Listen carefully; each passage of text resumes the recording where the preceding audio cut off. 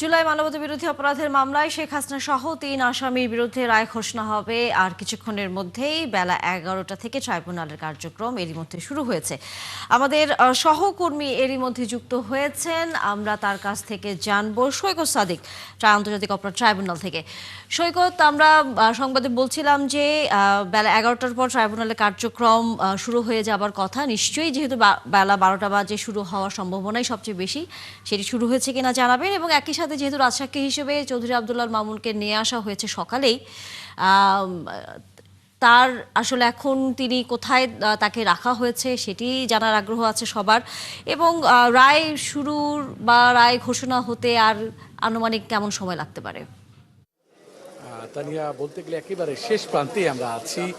যদিও কালকে বলেছিল যে 11টার দিকে ট্রাইব্যুনাল বসবে, তবে কিছুক্ষণ আগে ট্রাইব্যুনালের যে চেয়ারম্যান বিচারপতি গোলাম মুর্তুজা মজুমদার, তিনি ট্রাইব্যুনালে এসে পৌঁছেছেন।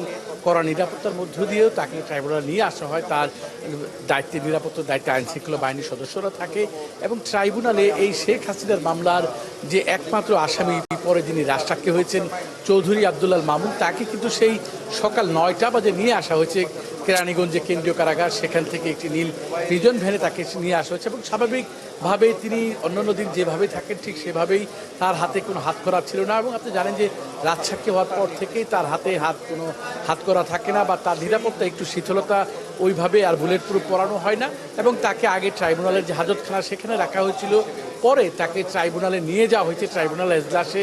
এবং সেখানে রাষ্ট্রপক্ষের যারা আইনজীবী রয়েছেন তারা পৌঁছেছেন, তারাও 11টার দিকে পৌঁছেছেন। আসামি পক্ষের বা স্টেট ডিফেন্স রাষ্ট্র নিযুক্ত যে আইনজীবী আমির হোসেন, তিনিও আছেন। সব মিলিয়ে মামলার যে আজকে রায়ের যে সার্বিক যে প্রস্তুতি, সবই প্রায় চূড়ান্ত এবং সকাল থেকে নিরাপত্তা ব্যবস্থা জোরদার ছিল।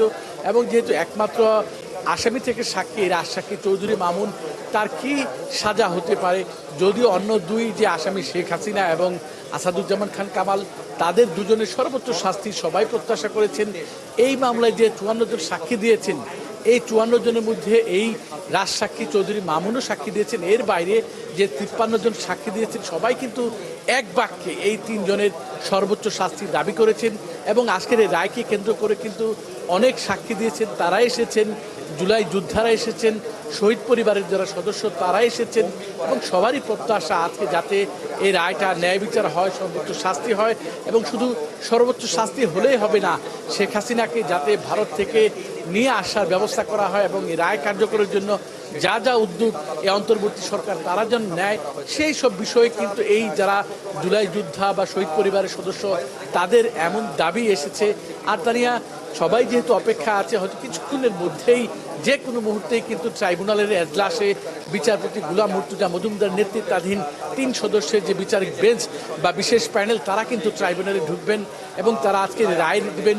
রায় কার কি সাজা দেবেন, যেহেতু আপনি জানেন যে 5টি সুনির্দিষ্ট অভিযোগ আনা হয়েছে শেখ হাসিনার বিরুদ্ধে। 14ই জুলাই উস্কানিমূলক বক্তব্য এবং তিনি শেখ ফজলে নূর তাপস, ঢাকা বিশ্ববিদ্যালয়ের সাবেক ভিসি মাকসুদ কামাল এবং হাসানুল হক ইনুর সাথে কথোপকথনে এই আন্দোলনকারীদের হত্যার নির্দেশ বা গুলির মারণাস্ত্র ব্যবহারের মাধ্যমে গুলির নির্দেশ, এর বাইরে যে 3টে অভিযোগ তাকে আনা হয়েছে, যে আপনি জানেন যে রংপুরে আবু সাঈদ হত্যা মামলার ঘটনায় সেই হত্যার দায়, রাজধানীর 5ই আগস্ট চাংখারপুলে 6 জন শহীদের হত্যার দায় এবং 6ই আগস্ট গাজীপুরের আশুলিয়ায় যে 6 জনের লাশ পুড়িয়ে দেওয়া হয়েছে, সেই হত্যার দায়ও কিন্তু শেখ হাসিনার বিরুদ্ধে আনা হয়েছে। এবং অপর দুই আসামি শেখ হাসিনার সর্বোচ্চ যে নির্দেশ দিয়েছেন, সেই নির্দেশ বাস্তবায়নে যারা 2 জন ভূমিকা রেখেছেন, তারা হচ্ছেন এই আইজিপি চৌধুরী আব্দুল্লাহ মামুন এবং সাবেক স্বরাষ্ট্রমন্ত্রী আসাদুজ্জামান খান কামাল। তারা 2 জন শেখ হাসিনার নির্দেশনা বাস্তবায়ন করেছেন। সব মিলিয়ে এখন আমরা সবাই অপেক্ষায় আছি এবং কিছুক্ষণের মধ্যে যখন এই রায়টা দেয়া হয়, রায়ের পরেই কিন্তু আমরা জানিয়ে দিতে পারবো যে আজকে এই রায়ে কি ঘোষণা হলো, চূড়ান্ত বিচার কি হলো। দীর্ঘ 1 বছর যেই জুলাই গণ অভ্যুত্থানে যে ট্রাইব্যুনাল স্বাধীনতা বিরোধী বা মানবতা বিরোধী অপরাধের বিচারের জন্য শেখ হাসিনা যে ট্রাইব্যুনাল গঠন করেছিলেন, সেই ট্রাইব্যুনালে আবার জুলাই মানবতা বিরোধী অপরাধের বিচারের মুখোমুখি হচ্ছেন এই শেখ হাসিনা।